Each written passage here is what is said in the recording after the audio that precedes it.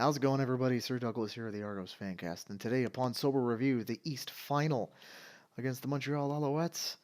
Argos are going to the Grey Cup, defeating Montreal 30-28. Let's get into it right away, because strap in. This is going to be a long one, I think.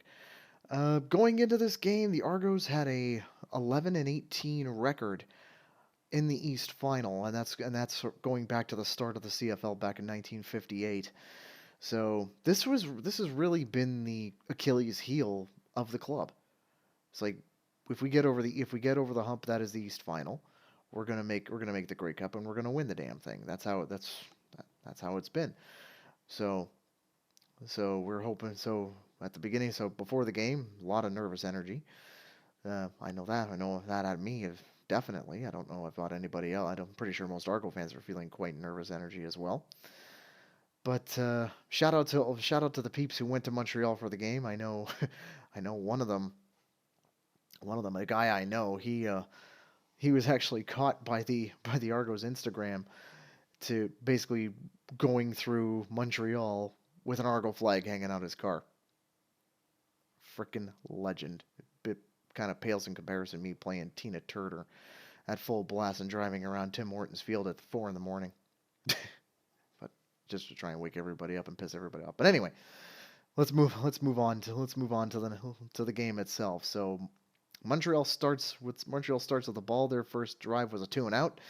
Nearly got an interception though, very very early, as it went through the hands of Charleston Rambo and Chundia Adeleke nearly got to it and nearly got an very early interception. I mean, it kind of could have been foreshadowing at the time. I don't know.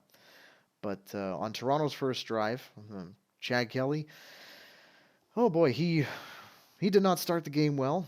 He started the game very much similar to the East Final of last year, which was a year to the day of this year's East Final. He was under pressure. He yeeted the ball to pretty much a Montreal defender, so intercepted. The Montreal defender returned it, but then Mackay Polk came out of nowhere, batted the ball out of the hands of the Montreal defender, and it was recovered by Kadeem Carey as he rolled out of bounds. So, and it was pretty close to where the Argos or the Argos original line of scrimmage. So, well, let's put it this way. Like I said, that could be foreshadowing. So basically, both sides had a turnover within the first couple of minutes of the first quarter. However, after that, Argos just a two and out, so they had to punt the ball away. Montreal's next drive, good point where they got the second and short, and Cody Fajardo, he was in the short yardage package, thinking he was going to go forward. No, he just kind of rolls out and goes and goes around the entire line. He only needed 1 yard to get the first down. He ended up getting 11 on the ground, so that was a very, very heads-up play there. Shortly after that, Walter Fletcher, massive run up the middle. Would have been like pretty much it was like the Red Sea parting. That's how where you could have driven a beetle through the hole that was created by the Montreal offensive line. But Mark Milton came out of nowhere, punched the ball out. It was a forced fumble. Deshaun Amos recovered the fumble. So once again, another turnover. So Montreal leads turnovers 2-1 right now.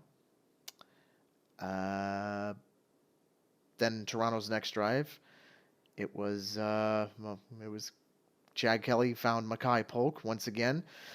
Since week 14, he was tops in the league in receiving yards. I still don't understand why he's not the most. He wasn't nominated as the most outstanding rookie out of the East. To me, it just doesn't make sense. I still don't understand it. I probably never will understand it. But then again, I'm not a part of the football establishment who can make these selections. So whatever. Chad Kelly then tried to yeet the ball into to a receiver, and it was in double coverage, so there was no chance he was going to get there. Resulted in a good punt by John Haggerty to the Montreal 16. Montreal's next drive, well, Cody Fajardo throws it to Walter Fletcher. It slips out of his hands, and right into the hands of Benji Franklin, who ran it in and got himself some hot pockets with a pick six. Yep, the most improved player of the season for the Toronto Argonauts, Benji Franklin, gets a pick six, and what a time to get one, especially in a playoff scenario. Extra point was good. Toronto takes the early 7-0 lead.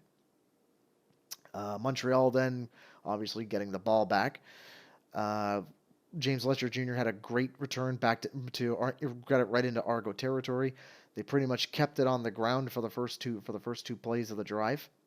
Worked well for them.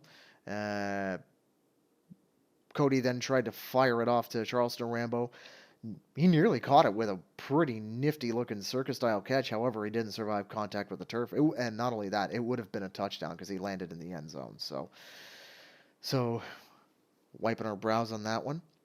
It ended up being a Jose Maltos field goal. Toronto still leads 7-3. Toronto's next drive, it was just once again another 2 and out. He shoveled it up. Basically, Kelly was getting dropped to the turf for a sack. He kind of lobs it over to Kadeem Carey, and it was way too high for him. Just couldn't come up with it. So ended up being a Haggerty punt for back to Montreal. Cody now on Montreal's fifth drive of the game. Cody now starts to throw on the ball really well. First, he missed Austin Mack, but he ended up getting Keon Julian Grant though for a first down. He got Cole Speaker with a screen, got that as a first down. Cody Fajardo then decided to leg it out for the first one. He got very close to a first down. Basically, it was a 2nd and 1, so he decided to try to take a medium shot. Pass fell incomplete, so that was on 2nd and short. So basically, it was a free play for him because 3rd and short, he just ran it and we just snuck it, and that was a first down. So at the end of the first quarter, Toronto, at the end of the first quarter, had a penalty. It was an illegal block by Isaac Darkangelo. Ended up being so they tacked that penalty on and gave another first down at the end of the quarter. So Toronto at the end of the first, 7-3 lead. Still ball and nervous energy I can tell you that much. Ultimately, though, the drive ended up stalling at the Toronto 29-yard line. Didn't go much further than that. Jose Malto steps up, makes no mistake. Field goal. Montreal down by 1. Toronto's next play, another 2 and out. Chad Kelly, once again, not looking that good. He got sacked, and Adeyemi Berglund actually had I'm not going to lie, it looked like a pretty nice double leg takedown on Chad Kelly for the sack. So, once again, the offense continues to sputter. The next up was a punt. It was a little bit of a mud skipper, this one by John Haggerty. Quite bouncy. Only ended up being a short return. Then first one was then you had Derek Parrish getting called for offside. He was literally a split second too soon on rushing the line. Then we see someone we Argo fans know very, very well, Sean Thomas Erlington, former Tiger Cat. Massive run by him. Broke 5 tackles. He broke 5 tackles before being brought down. Another guy, Nope. Stick to the facts, Doug. Stick to the facts. You're doing a sober review. Don't hate on him. Keon Julian Grant then caught a nice pass from Cody to get the 1st and goal. And then he found him again and absolutely wide open in the end zone for a Montreal touchdown. Extra point was good. And Montreal now has the lead, 13-7. Next Toronto drive. Once again, Kelly was under pressure. And it was a completely broken screen. Completely under pressure. It was deflected. And then caught by Darnell Sankey for another interception. This is where we start having the PTSD from last season, from last year's East Final. We're like, oh god, not this shit again. So Montreal retakes the ball. They got within a short yardage scenario again. Cody Fajardo thought he was gonna well, they did sneak it, but he somehow got away from the tacklers and gained another 4 or 5 yards after the fact. So he's going pretty good. Robbie Smith got to Cody though. That was a sack, and the drive stalled at the Toronto 40. Jose Maltos, another field goal for him. 16-7 Montreal lead. Toronto finally, after seeing Chad struggle with it, are starting to run the ball, but didn't really go very far. They tried a check down to Kadeem Carey that really didn't go nowhere. He actually went backwards on it, so then it ended up being another punt situation. John Haggerty, another massive punt, and Teodric Hansen, another massive hit. Special teams firing on all cylinders as we head into the 3-minute warning. Montreal then was starting to move the ball with, I believe it's Tyler Sneed. Cody found him for a second down conversion, but the drive ultimately ended up stalling. Then Joseph Zima came in to punt. However, the ball had a little bit of backspin on it, and it seemed like Montreal kind of overcommitted to it, because then Janarian Grant just picked it up, got one good block, and he was gone. Punt, return, touchdown. Completely untouched. Incredible stuff by Janarian Grant once again. Extra point was good. Toronto now closes the gap to 2 points. It's 16-14. As the kickoff happened, Teodric Hansen once again being an utter monster on special teams. He continues to be a monster. There's a reason why I like this guy. There's a reason why I was super glad when Toronto picked him up. This is one of the reasons why. Tyler Sneed once again begins to be the target of the drive. He ended up converting on it. Ended up getting a second down conversion.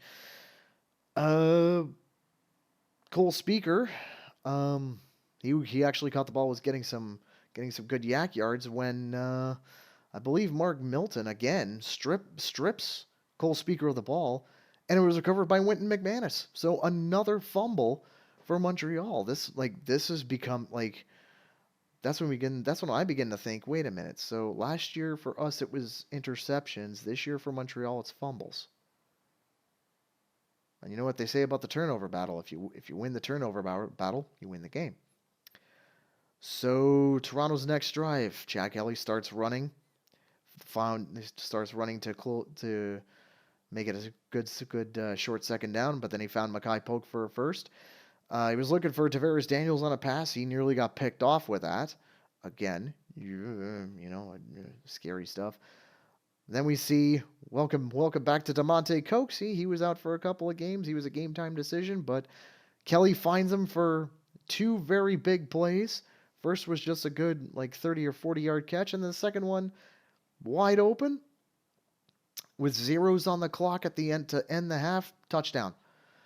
Now, Command Center did look for offensive pass interference by DeMonte Coxey, but they couldn't find anything. Both guys were just hand fighting all the way up. So, and it was honestly a nice little basket catch he made with one arm. Extra point was good. Toronto 21, Montreal 16 at halftime. Like I said, the offense starts to come to life a little bit now, but of course the D and the special teams once again still totally lights out. Now apparently there was a penalty at the end of the half that pretty much forced Montreal back to kick from the 15-yard line. I missed it on the broadcast and on the rewatch. But ultimately, Janarian Grant got to midfield on the return, but it was a 2-and-out once again. Kelly once again, Darnell Sankey right there again to nearly pick him off. Montreal then, with getting the ball back, he had a run that didn't really go anywhere, but he ended up finding Keon Julian Grant for a first down. Then he started keying on him a little bit, getting another first down with Julian Grant.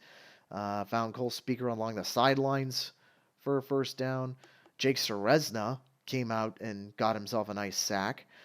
And then another near interception on Cody this time. This time it was Royce Metier. He was a pretty good play by him. The drive ended up stalling at the Toronto 44, and Montreal decided to punt it, and it was Zemo with a beautiful beautiful little low bouncy punt that went out of bounds. It went out of bounds at the Toronto 3-yard line. Absolutely. I mean, I can't be. I mean, I like myself a good punt, coffin corner punt sometimes, and I just couldn't be mad at that one.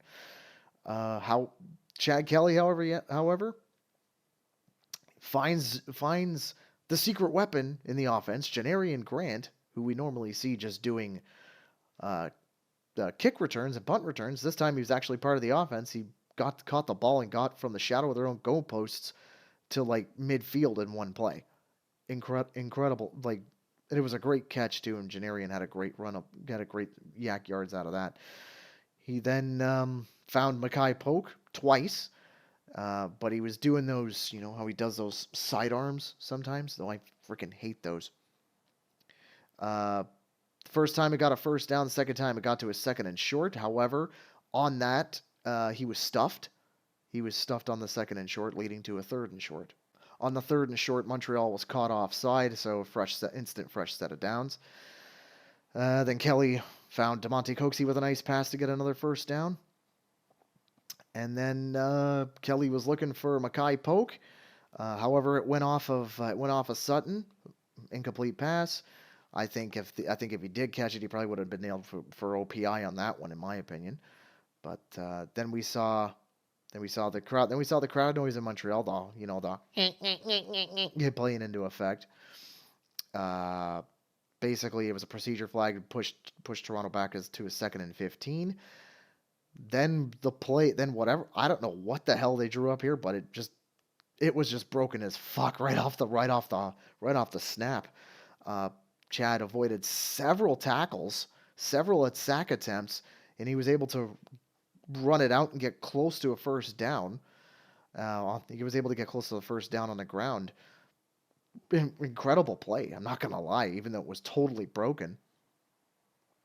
Third down gamble time, but the usual trick that they tried to do, tried to get him to jump on a hard count, didn't work. We all knew it. We have, like, us Argo fans were used to teams not biting on the hard count. It only worked like maybe once or twice throughout the season. Montreal's not going to do it. Not going to bite on that here. So time count violation. Pushed Toronto back 5 yards, but Lirim got the field goal. 24-16 Toronto lead. Montreal's next possession. Cody Fajardo ended up having a broken play of his own, but he ended up finding Sean Thomas Erlington. And he was just acting like the big boulder from Raiders of the Lost Ark, and it took 3 guys to take him down after the first down was gained. And, like, once again, I freaking hate that guy. Anyway, and that's because of his time in stripes.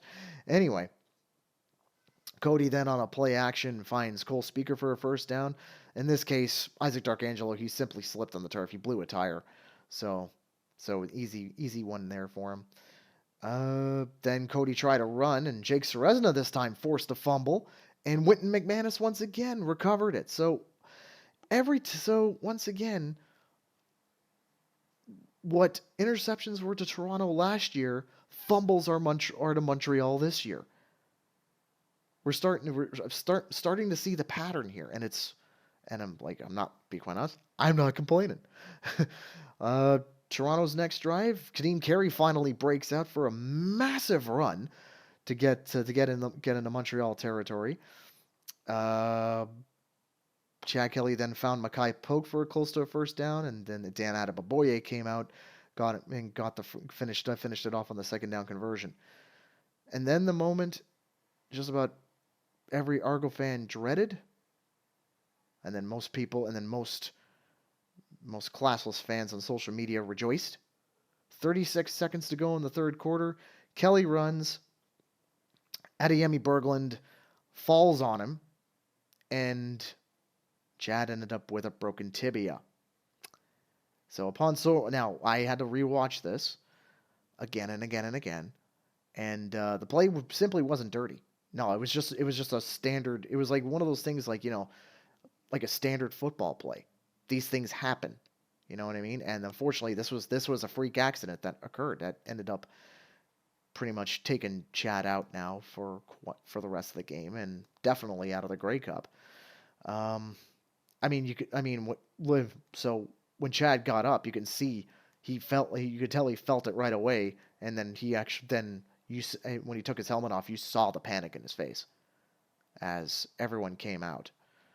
Um, the entire team pretty much left when the stretcher came out to take Chad off the field. The entire team came out to stand in solidarity with him. And well, Nick Arbuckle, take the con, son. Now, quick update. He did go through emergency surgery in Montreal last night. But the prognosis for something like this, 6 to 9 months. So he's going to have a long off season of rehab. And the earliest he's going to be, so based off the dates here, the earliest he's going to be able to come back is training camp 2025. The latest he's going to be able to come back is early August. Latest is going to be around early August. So yeah. So Nick Arbuckle now has to step in, and it's all on you, son. And go figure on that. His first play, once again, it tried to hard count him. Didn't work. Leram field goal, 27-16. Toronto still leads. The final play of the third quarter was Cody found Walter Fletcher. He got a first down. On the next drive. When the next drive, same thing. Keon Julian Grant, once again, converting on the second down. First down attempt was broken up by Mark Milton, but then they found Tyler Snead for the first down. Cody then runs, gets close, then he throws, finds Austin Mack in the end zone, touchdown. However, when he went for 2, he was sacked, so the 2-point conversion was no good. Toronto still leads by 5, 27-22. Toronto's next possession, Grant got a good return to midfield. Nick Arbuckle looking for Kadeem Carey. Kadeem Carey, I don't know, maybe he was a little distracted, something going through his head, but the ball went off his hands.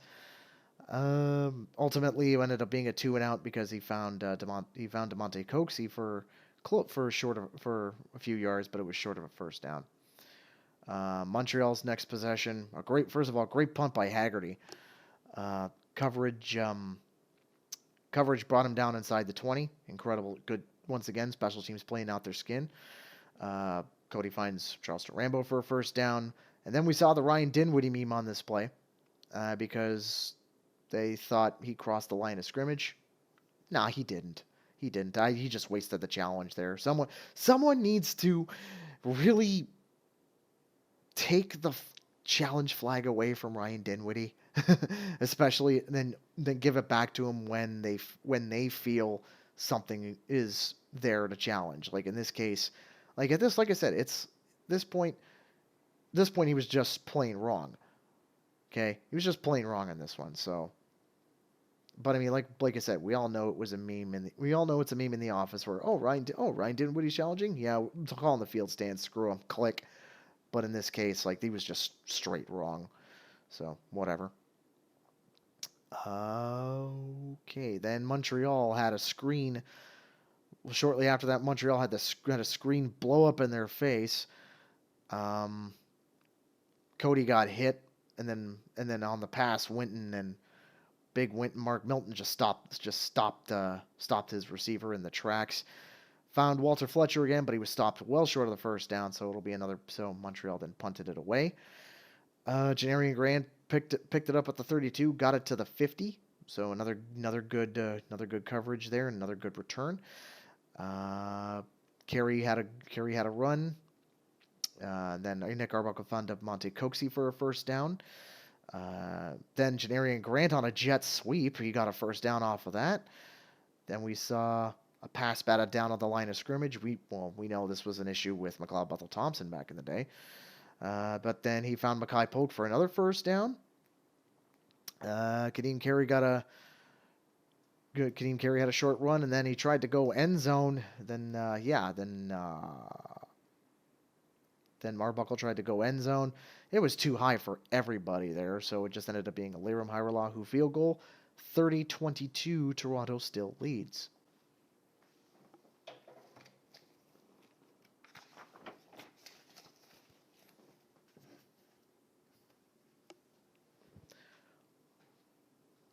Montreal then started to put another good drive together. Charleston Rambo, Walter Fletcher's running. Keon Julian Grant, of course, leading up to the 3-minute warning. Now we get to the nitty-gritty, and this is where we start breaking out the prayer beads. Cody found Austin Mack for a first down. Cody was then flushed from the pocket. He got 6 on the ground. And then he finds Walter Fletcher. He just scampered in for a touchdown. It's going to happen. Another 2-point conversion attempt. This time, once again, Benji Franklin read it perfect, picked it off in the end zone, and dropped to the turf.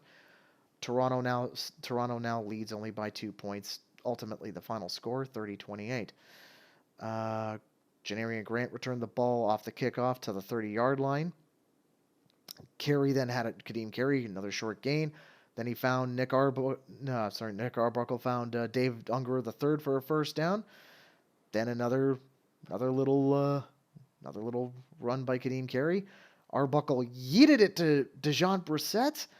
Tyrese Beverett mugged him, and pretty much you're going to get DPI called on that every single time.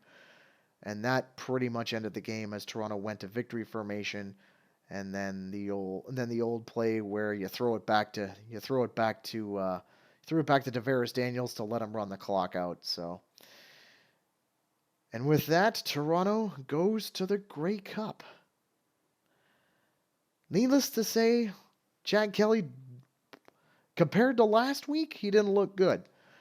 But ultimately, Nick Arbuckle came in, and we all know that Nick Arbuckle he's a capable quarterback, and and on very short notice, he had to step up. So big props to him there.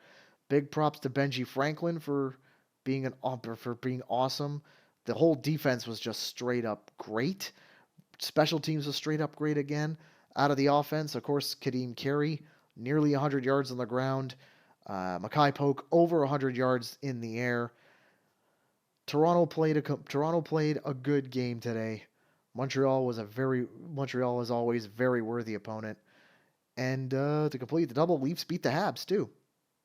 So 6 owns Montreal this weekend. But after all that's said and done, we found out a little bit later on that Winnipeg manhandled Saskatchewan in the West final. So once again, repeat of 2022 as Toronto takes on Winnipeg in the 111th Grey Cup to take place in Vancouver pretty much next week. So, and I'm going to be there. So, the only thing I didn't like about this was that this team just cost me another 200 bones just to get the ticket for the game. Damn it. But, you know what? If it means I can be there to watch the Argos hoist another Grey Cup, so be it. That's pretty much going to do it for the review. Just programming notes. If you haven't subscribed, please do so. You're going to basically with subscribing, you're going to be able to catch all the shorts that I'm going to be making, because I'm going to be using YouTube Shorts to make my exploits in the city of Vancouver this coming week. Obviously, I'm going to be at Party Central for the most part. I believe there's going to be like a social media event that I'm going to be attending. The zip line as well. I might be on that as well. I'm also going to check out the sights and sounds of the city of Vancouver as well. So, my first time visiting Vancouver. I did pass through it on the way to Las Vegas once, but I never went into the city itself. So, I think this is going to be a fun time, especially with all the Argo fans that are going to be coming out now to check everything out. So, this is going to be a fun time. And I know Saskatchewan fans for the most part, are going to be on our side. So, yay. And all I got to say to close this out is, here we go, 8-0. Because because Winnipeg's never beaten us in a Grey Cup. So here we go, 8 wins and 0. That's going to do it for me this week. So make sure you like, comment, subscribe. And I will see you in Vancouver. Cheers, everyone.